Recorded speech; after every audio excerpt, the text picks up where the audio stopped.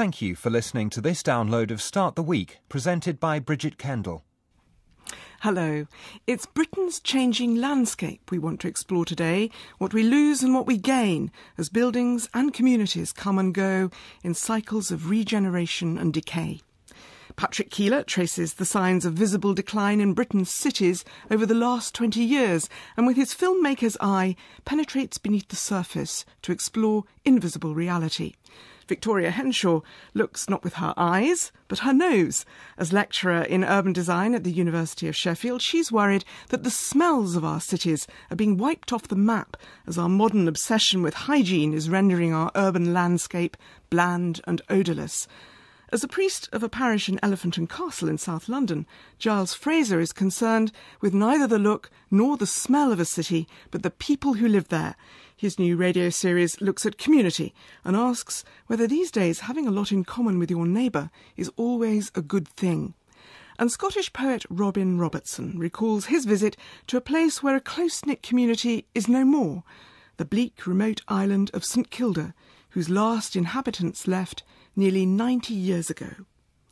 But let's start with you, Patrick Keiller, and your book of essays interpreting how the look of British cities has changed in the last 20 to 30 years. You call it the view from the train. Why is that? Well, usually I think, or often, if one writes, or if one publishes a book of essays, it's sometimes called one of the names of the essays and other essays. But I didn't feel able to do that because I couldn't see the name of any of the essays being the name of the book. But I had noticed already that the subject of the first film I ever made, the location of the first film I ever made, was found as the result of a view from the train, and the destination of the last film, the most recent film that I've made, was also first seen from a train. And some of the essays themselves concerned views from trains. But it is also kind of symbolic in a way, isn't it? It's this kind of detached landscape seen through a frame. It's a panoramic view, yes. And that's, as such, it's a modern view. It's a view which, although actually the panorama itself, the 19th century panorama, does predate the train in an interesting way. The panoramic view of landscape is very much something that is associated with railway travel. I was very struck by the idea that both as a filmmaker and if you're sitting in a train, there's this idea of a view happening beyond the window, which is happening whether you like it or not. I think you described somewhere the way you observe as being a bit like a spectator at a sporting event where things might not be going the way we like, but at least we've got a good view. Yes, although that was actually the view from a flat, not a train. The thing, in the days, in former times when the seating plan of railway carriages was synchronised with the windows, then the view from the train was a rectangle. And it has that in common with cinema, certainly. But my views from trains actually are not cinematic. They're reasons to go back and have a look. Let's take an example. That's the way it works in my case. Because it's interesting, some of the things you do, and I talked about how you talk about what's visible but what's invisible. One thing I was fascinated about was the way you describe, this is an essay going back some years now, how dilapidated sometimes our cities or our ports seem, that make you think that they're in complete decline. But actually, if you look elsewhere, you can find that the activity's just been moved to somewhere which is a little bit less visible. Automated container terminals and even container lorries instead of all the activity in the ports. Yes. Yes. I mean, traditional dockside activities have largely vanished. I was first struck by this on discovering that Liverpool in the mid-90s was the most profitable port in the country. And I thought, well, this is maybe the result of some one-off event or something. This was in one particular year. But it wasn't. It was despite the dereliction of the Liverpool waterfront, Liverpool was immensely, and remains, I think, immensely profitable. And its traffic had recovered to more than it had ever been at the peak of the physical port. It's just that it had the economic activity of the port largely bypassed Liverpool, this the dilapidation. It seems to be a kind of permanent state of large parts of the urban fabric. I think you make it sound particularly British too. Yeah, well, because you relate it to this process of gentrification that we're always going on about doing up houses instead of building new ones. Yes, the interesting thing about the UK, I think, is that the apparent discrepancy between the physical condition of the built environment and the prosperity or wealth of the country on paper is greater here, I think, than in certainly mainland Western Europe, or maybe not all of it, but large parts, France and Germany and the Netherlands. Britain looks poorer, or it used to look poorer than it really is, or was. Now, since 2008, one wonders actually if it really was poorer, and that this wealth, this paper wealth, was an illusion. What do you think about that, Giles Fraser, as a parish priest from South London? Well, I sort of have made my accommodation with dilapidation. Really, I rather like it. I mean, I think the interesting thing about Liverpool isn't it really interesting that how the docks used to be a bustling place full of life, and the profit comes through things like containerisation. So you know they can make a lot of money, but actually you can look like nothing's going on whatsoever. So people who live there feel as if there isn't any sort of engagement. There isn't that sort of community, I guess, that comes through business and through commerce and through activity. It just, as you say, it's sort of the wealth passes through, and I get that sense on a small scale as well. Where I live, when you go into a shop, and actually instead of saying "Hello, my darling, how are you?" and we have that conversation, you get unexpected item in bagging area, which I think is probably one of the most irritating phrases in the English language. And it's just that idea that everything's become mechanised, and we've lost the human interaction. Yes, I mean, a lot of people in Liverpool had at some point worked in shipping too. The other thing that's declined is the merchant shipping fleet, which was the biggest single service exporter. In the mid-90s, when I made a film in which these things are discussed, the service sector's share of exports had declined with the elimination of the merchant shipping fleet. So although we're frequently told that the future is in services, which I don't believe or accept, but it's sort of a mantra of some people. In fact, the service sector's share of exports used to be bigger, certainly, than it was then. This is all about economic transformation over the last 20 years. But if you think about the big transformation that's happening now, actually we heard about it in the news, didn't we? It's that shopping is no longer happening in the high street. It's all happening online. Everyone's going onto the internet to do their economic activity. How do you think that's going to carry on changing our urban landscape? Well, sorry. No, I was just thinking there was a report last week that said that there may need to be a really radical rethink of high streets, not on a scale not seen since the Second World War, because of this big shift. Well, I think there should be a radical rethink of the entire economy on a scale not seen since the Second World War. But sticking to the high street, where I live, the shops are closing because the rents are too high. And I couldn't help noticing that some of the people who wrote this report are landlords and property owners, property people. The other thing is that, again, sorry to base it on my personal experience, but there are a lot of shops now which are internet businesses. They're specialist shops. They don't have to be in the high street, actually. They can be somewhere cheaper. And the other thing that struck me is that the high street has only recently been exclusively devoted to retail. And a lot of shops in town centres, a lot of town centres actually came about because of production, not retailing. Presumably, Victoria, the smell of the high street is also changing. We're going to talk a bit more about your smellscapes in a minute.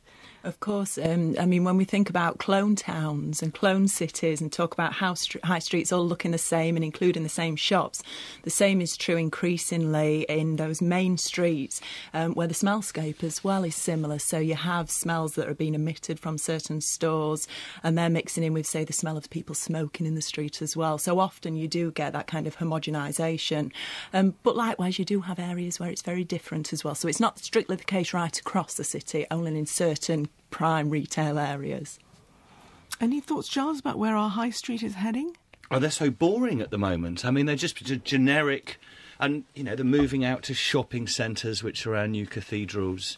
They're just. I find the whole way in which the sort of commercial landscape used to be a joy of interaction has become, and I think particularly at Christmas, full of people buying presents with money they don't have for people they don't like, and the whole engagement has become anonymous.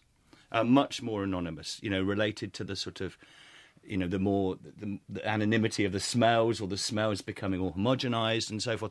And this sameness that we're having, I think, is a real sort of narrowing of our human experience. What do you think, Robertson? Because you were brought up in Aberdeen, that's one city. Now you live in London, which is another one. Do you feel that these urban landscapes, they have obviously been transformed in the time of your life, but do you feel that they've become a more anonymous place, as Giles is saying? Well, completely. Aberdeen, when I grew up there, was a thriving fishing town. This was before the oil.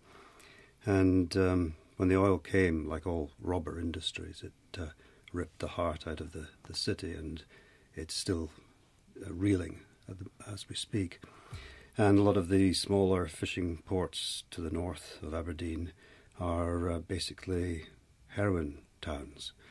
The cities that I go to, what I notice more than anything is this kind of low-level sense of dread, of repressed aggression in the people.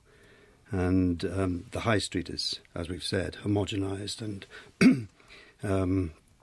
sort of empty of significance. And I long for Marrakesh or Istanbul or Calcutta, where you actually can go and see a tannery or see the butchers cutting up the meat. And so you have those real smells, and they're almost gone. I suppose you could say bits of Marrakesh. Certainly if they come to London, I know that from around where I live. You can certainly smell Marrakesh in some places. I mean, I have to say, I think London is better in the poorer parts of town than it is in the posher parts of town in terms of how homogenised it is. I mean, I know West London quite well, but I sort of almost can't go back to West London anymore, and without feeling there's something rather sort of bland about it, and rather nicely bland. Everything's sort of perfumed. But you go to East London or to South London, and there does seem to be a sort of richer diversity of human experience, which I understand the dread bit, and I see it there, but I sort of, in a way, that's part of. I've made my emotional accommodation with dread. That's part of, I suppose, what it is to live in some of those places. And I sort of quite like it. The fabric tends to be older in London. That's true. And have more layers too. I mean, most of the UK, maybe not most, but an awful lot of the UK outside London, the buildings are the first to have been built on their sites. Whereas in a lot of London, that's not the case.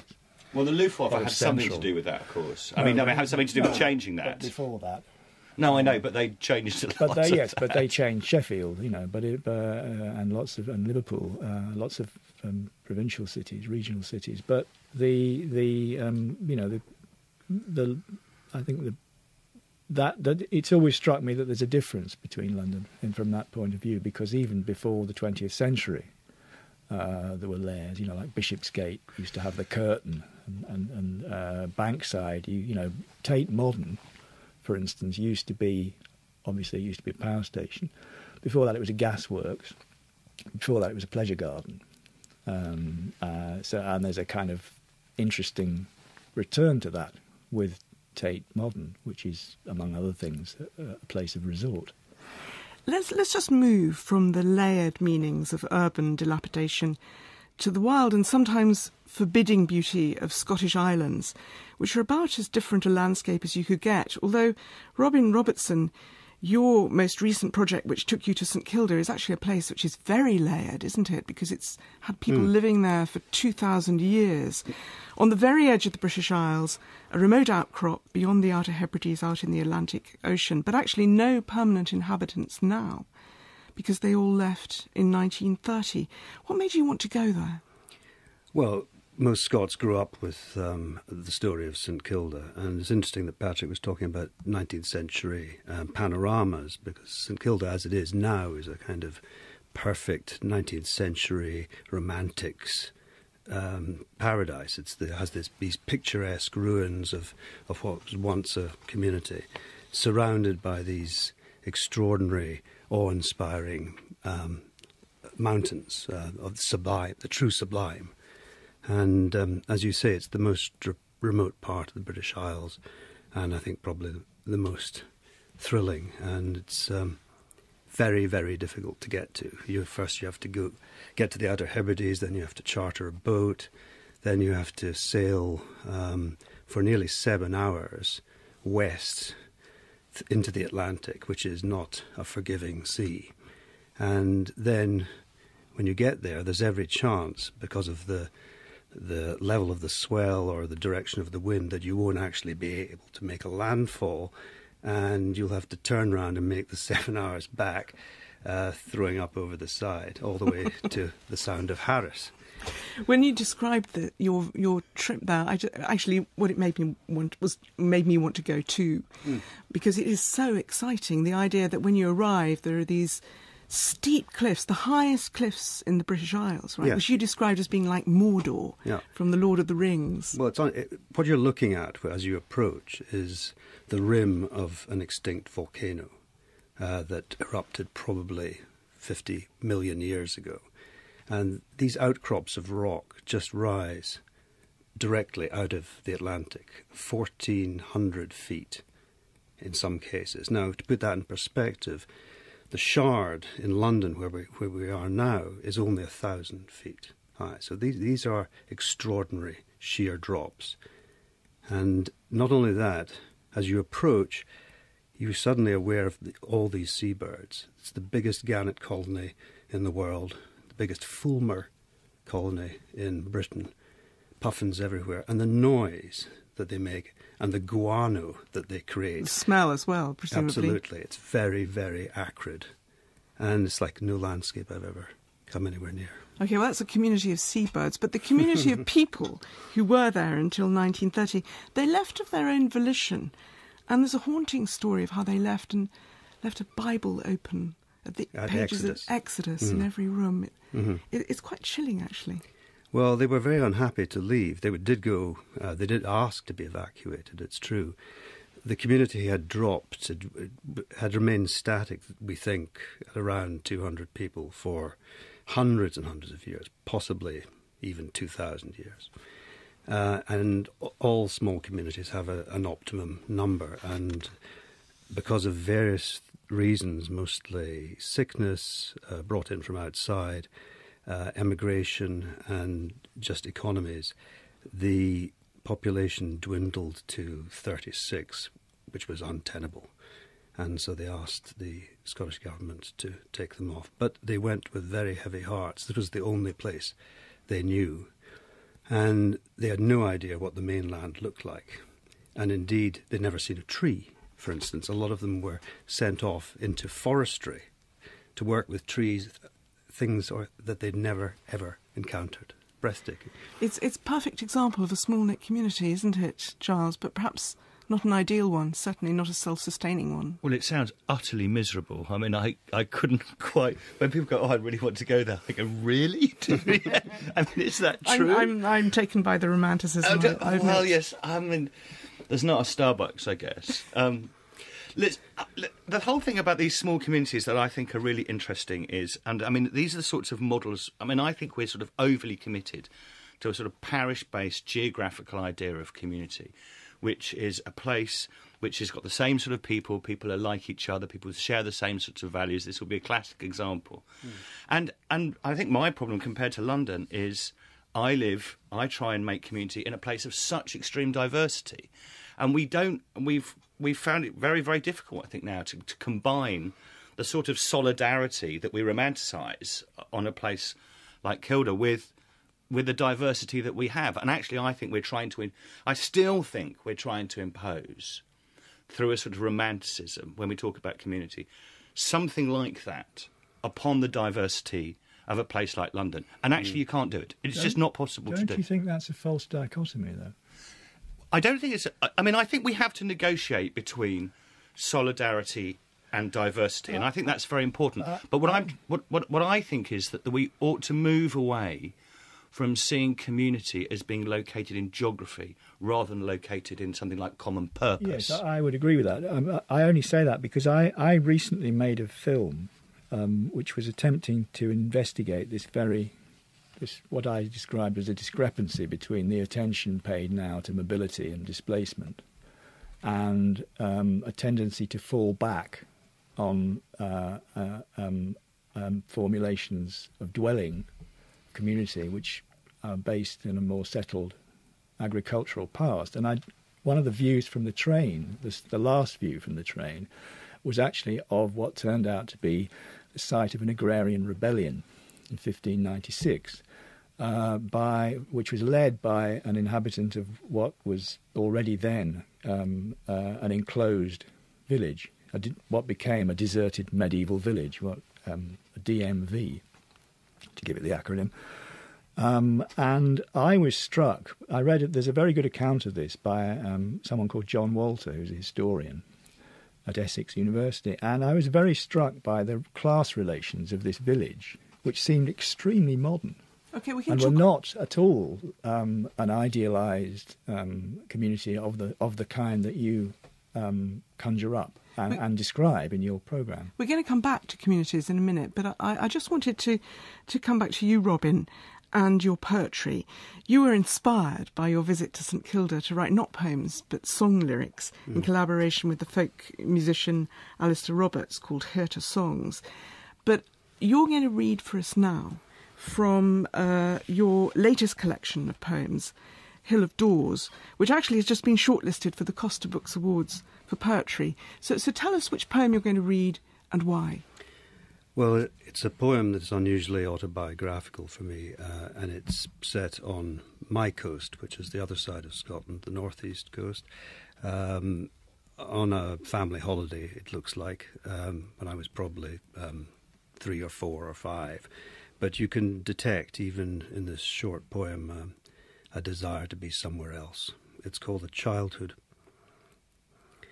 The last bottle of lemonade is nodding in the rock pool, keeping cold. A childhood put away for later. I'm too busy to notice the sun is going, that they're packing up, that it's almost time for home. The low waves warm round my knees as I dig in, panning for light. Happy to be here, dreaming of the evening I'll wake on the Lilo, singing my head off, somewhere in the sea lanes to Stavanger or Oslo. Thank you very much, Robin Robertson. It's a very different vision of the Scottish seas from those around St Kilda. But I suppose it is, as you're saying, it's very autobiographical. It is a poem about memory. And it brings us on to smells and you, Victoria Henshaw, because smells is a very important part of memory, isn't it?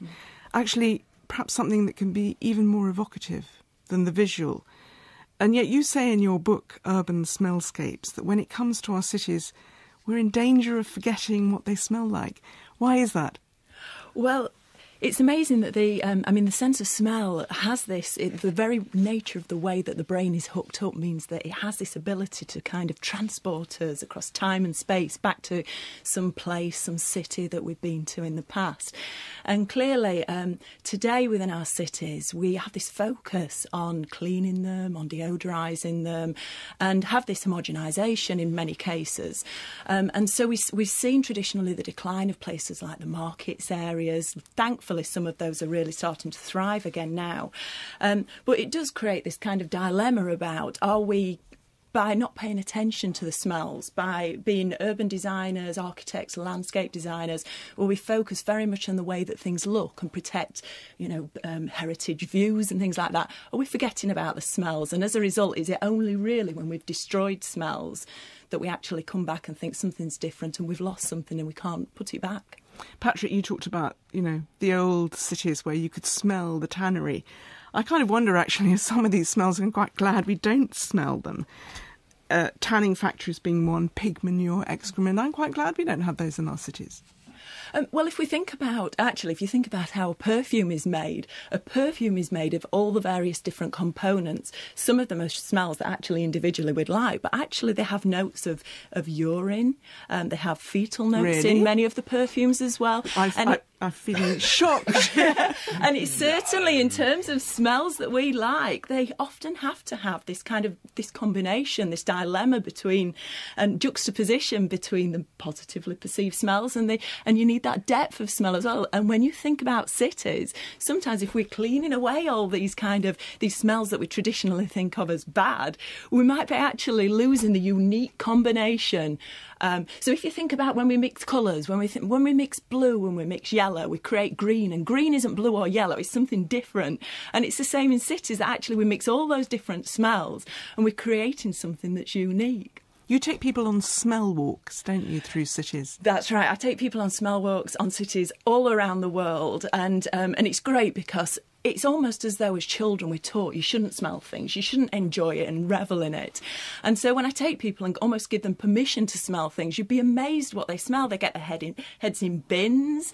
We walk kind of to back alleyways and kind of the smells that are associated with waste. And actually people they're almost liberated and enjoy that. Victoria, you're not selling it to me, heads in bins. I'm not sure about this. For me, a lot of this is about arrival. I notice in the book there's a description of the smell of France, and there's a description of the smell of the former East Germany. Yes. And I remember very, very well getting off the boat in Calais, and immediately you smell what I imagine was largely French tobacco, the difference. I remember coming back, but I don't remember what Dover smells of. I have a feeling it might smell of chips, but I could be wrong. Apologies to anybody in Dover former communist who's listening. countries, the petrol smell, diesel smell is very sweet. Yeah, no, actually existing socialism smelt wonderful, presumably as long as you didn't live there, Robin, but could they smell it? Do people in France know what that smell is? Well, of course, the thing is with the sense of smell, it's so complex that actually we're habituating all the time. So often when we're completely immersed in an environment, we're so used to that smell that our body switches it off and we're not consciously registering it. And this is one of the real problems with the sense of smell, because we're breathing in and breathing out all the time and we're always detecting smells, we're consciously not registering a lot of those. And it's only if something's particularly strange, particularly strong and a potential danger or source of pleasure for us, such as food or the smell of somebody's aftershave or perfume, that we actually really register it. So it's only really when we lose a sense of smell that we start to appreciate the important role it has in our quality of life and our experiences of places, of people, and of objects as well. I was interested, because Patrick talking about France. Every time I go to France, I come back with a duty-free bottle. You used to come back with a duty-free bottle of pastis because it tastes so good in France. But it's impossible to drink pastis in Britain. Right. Because that's exactly right. You need the smell of the cafe around you and the French food. coffee. Yeah, drink it all the time. Victoria, you've got a smell you've brought in, haven't you, for us to all test? This is a very special smell. This is Tell my us about it as you favourite pass smell. it round. This is androstenone, and I'll pass this around. This is actually, it's a hormone released by animals, but we also get it in human body odour and in human urine as well. And it's actually only roughly about half of people will detect this. It depends on your genetic makeup. So of those people that can detect it, about 90% smell body odour of varying strengths. Some of them them are absolutely repulsed by it. But of the remaining 10%, some smell flowers and some smell wood. But the amazing thing with this is even if you can't smell it, if you smell it every day for 6 weeks, then your smell receptors adapt and you start to be able to detect it. So I can now smell it. OK, quick round the table. What did you smell, Giles? Well, it's this. Honestly, it's sort of sexy armpits. All right. Robin, what about you? Pigs and heat. Pigs and heat. Smelled a bit Patrick. bookish to me. Bookish. Bookish. I also thought it was quite sweaty. So we all smelt it. Different smells, yep, but if we'd have had the full reaction there are people, when I take the lid off this, if in a large room, at the back of the room, they kind of coil away. And I've had this on my hand sat on a train and I've not really smelt it. And I've had people sat opposite me at the table with scarves wrapped around their faces to try and get rid of the smell. So the smell, if you really detect it and get the power of it, it has, and you've got that full gene set, it has an incredible response on with you. I thought it was a fantastic smell. I mean, I thought it was really engaging. It was really rich, really deep. So those are the sorts of smells that you think are quite really emotionally led. Because for me, they have. I mean, all of the things that we've described have sort of connection with the human. I mean, even books to me a human being, so they have sort of like that sort of emotionally led quality. I mean, and we've replaced all of that, which is why I'm sort of won over by your argument, with a bloody scented candle everywhere. And I know I choose that in all its. I mean, I don't particularly want the place to smell of dung all the time, and but nonetheless, that sort of a smell, which is very earthy and very sort of organic, I really much prefer to the sort of homogenised world as the plug-in smelling. But it's interesting, this, isn't it? Because if our perception of smells is personal, then we're going to talk about community in a minute, Giles.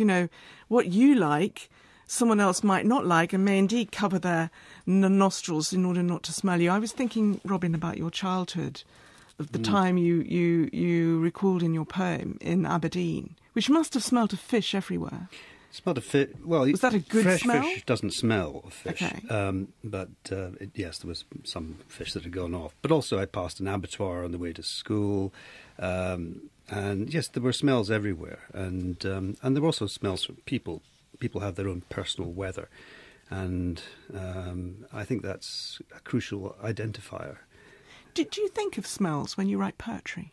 No, never. I have a very poor sense of smell, and it's one of the hardest things to write about. What about you, Patrick?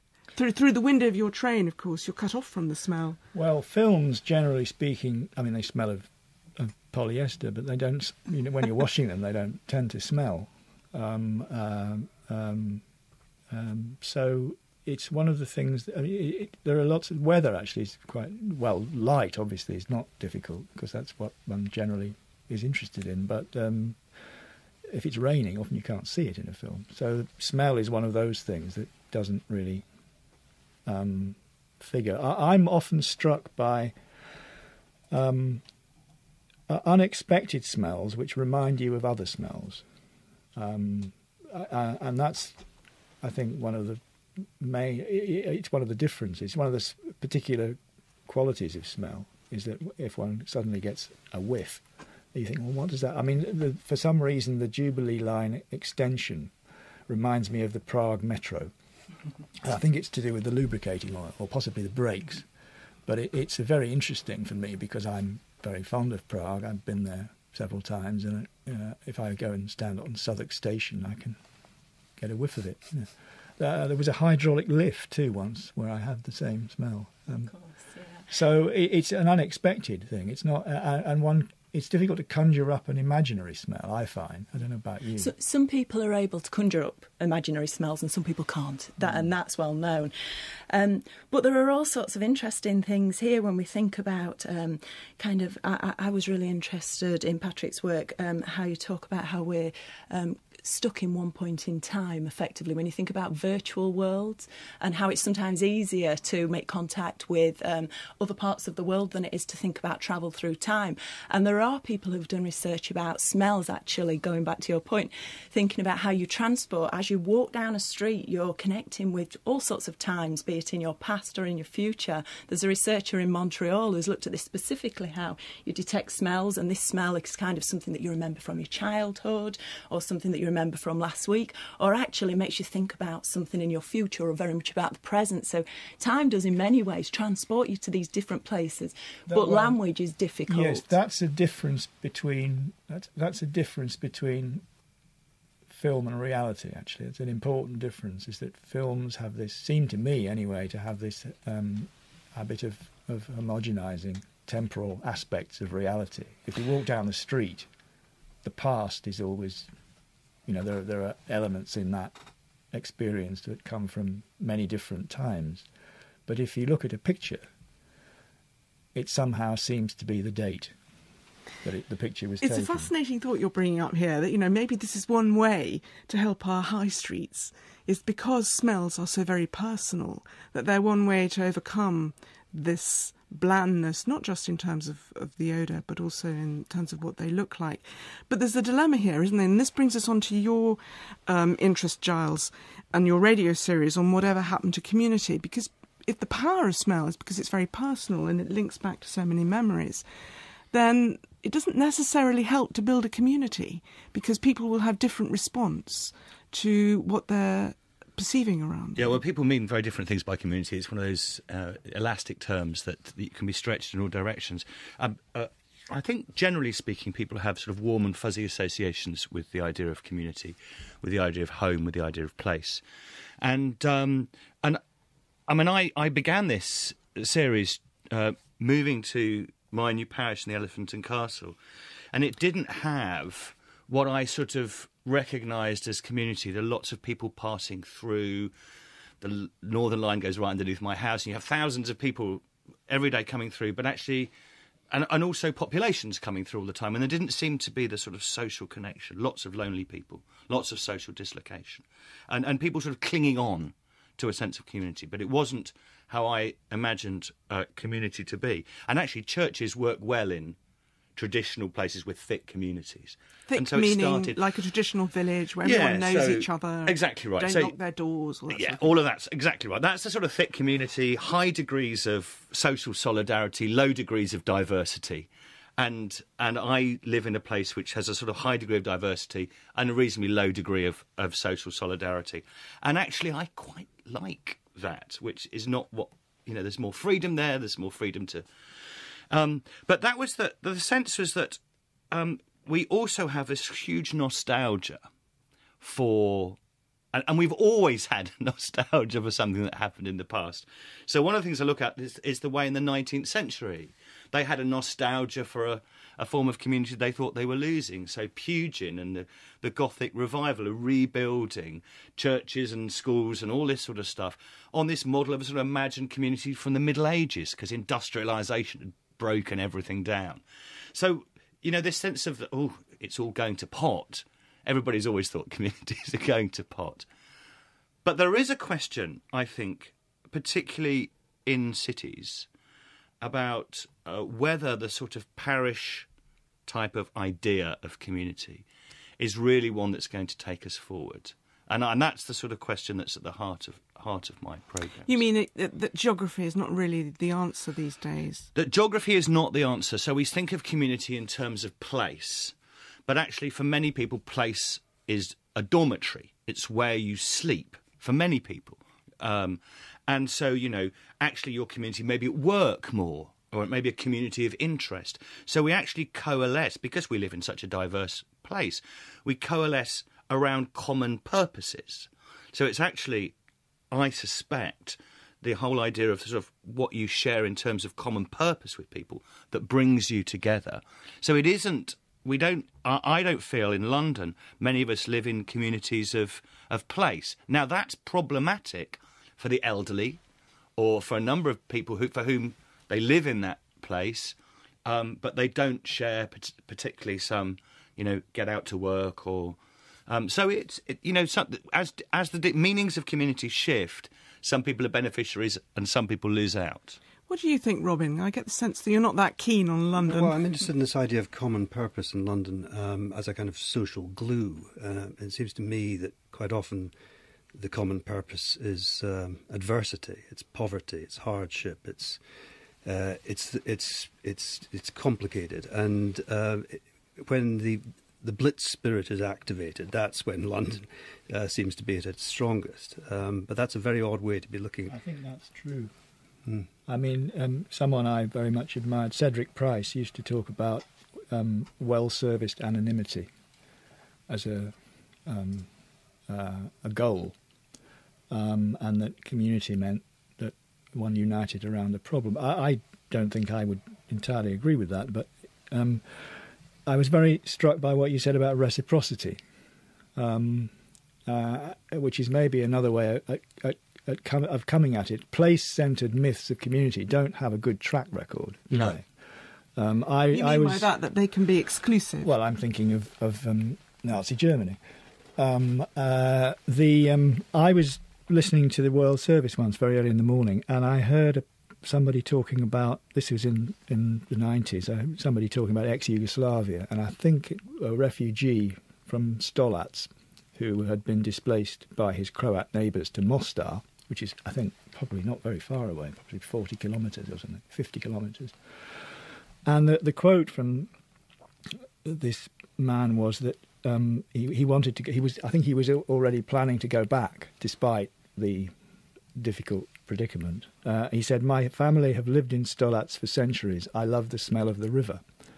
And I thought that's very interesting, because most people in the UK probably don't have that experience. Most of us are more or less displaced. Well, and maybe we, one has to come to, one can't, although one might admire this notion that my family have lived in for centuries, I love the smell of the river, and even one might envy it to some extent.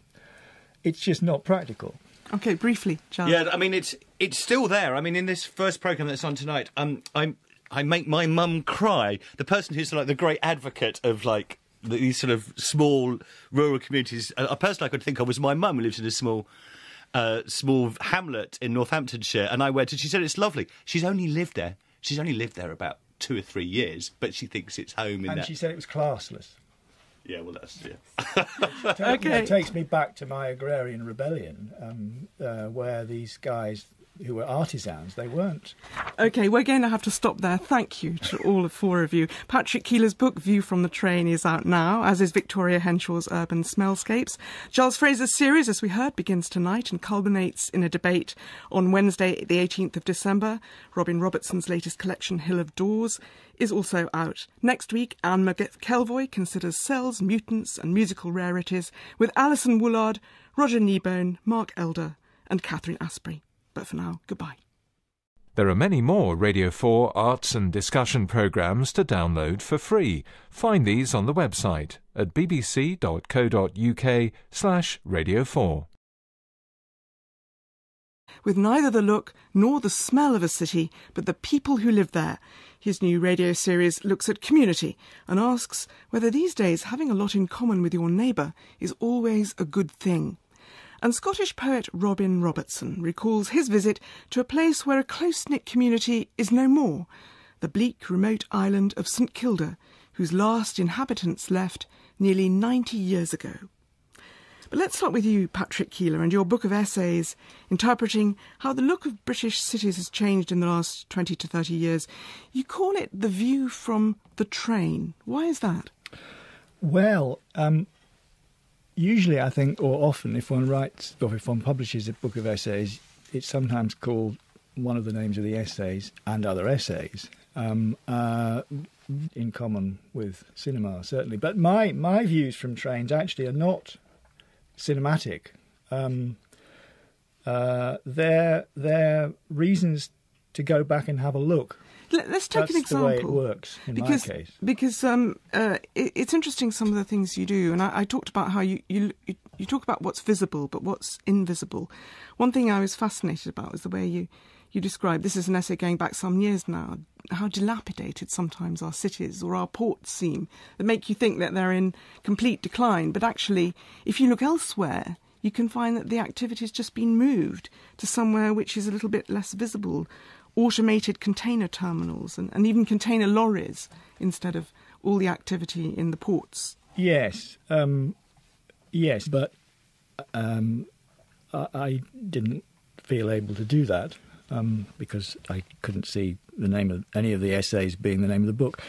But I had noticed already that the subject of the first film I ever made, the location of the first film I ever made, was found as the result of a view from the train, and the destination of the last film, the most recent film that I've made, was also first seen from a train. And some of the essays themselves concerned views from trains. But it is also kind of symbolic in a way, isn't it? It's this kind of detached landscape seen through a frame. It's a panoramic view, yes. And that's, as such, it's a modern view. It's a view which... although actually the panorama itself, the 19th century panorama, does predate the train in an interesting way. The panoramic view of landscape is very much something that is associated with railway travel. I was very struck by the idea that both as a filmmaker and if you're sitting in a train, there's this idea of a view happening beyond the window, which is happening whether you like it or not.